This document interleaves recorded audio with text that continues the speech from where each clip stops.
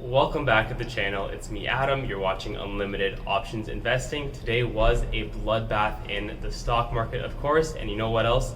The crypto market was no exception. So I'm going to take you right to coinmarketcap.com, and number one, Bitcoin at 53,729, down 5.43% over the last 24 hours.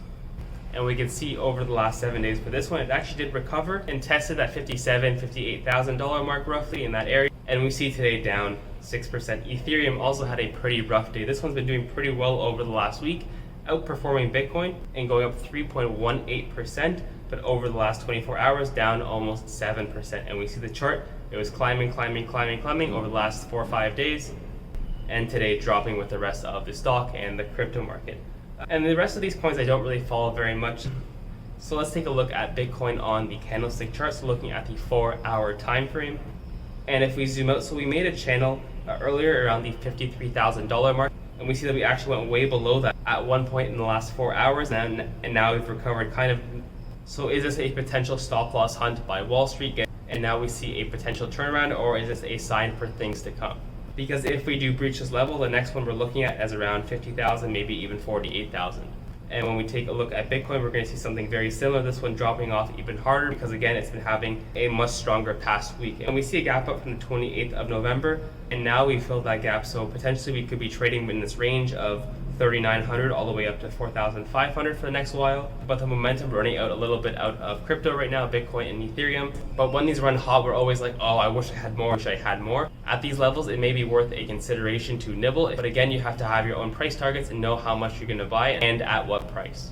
When we zoom out and take a look at Cardano, so we drew this line maybe about a week ago because we saw that it did align with the resistance point from earlier this year back in August before that huge run up. And we see just this past Thursday, we had a big increase in volume, a big rip higher, and then it has sold off with the rest of the market. So this $1.50 mark over here is going to be a very important key support line for Cardano. If it does breach it, then it could go even lower. And at that point, I'm probably looking every 10 cents down, so $1.40, $1.30, $1.20. Some people may say it'll never get there, but honestly, with the way prices are going right now, nothing is certain. At least in the short term, if you believe in crypto and the companies you're buying in the stock market, you're not worried, you're just relaxing, you're buying these dips, and you know in the long term you're going to be making off like a bandit. Which conveniently is why you should be subscribed to this channel, because as everything is being beaten down, we are buying leaps options, we are cutting out of our losers and we're putting them into our higher conviction names, including Bitcoin and Ethereum. And Solana, so this is the first time I'm looking at this on the stock chart, so we can first draw a few lines of potential support and resistance. So let's say over here at the $190 mark. As well, we can draw one at the $220 mark as well, and one more at the $245 mark.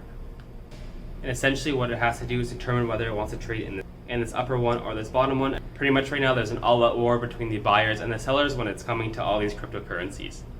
And that's all, folks. Thank you for watching the video. Let me know in the comments below, are you buying up the dip for Bitcoin, Ethereum, Cardano, Solana, or are you waiting for the dip to dip even dippier?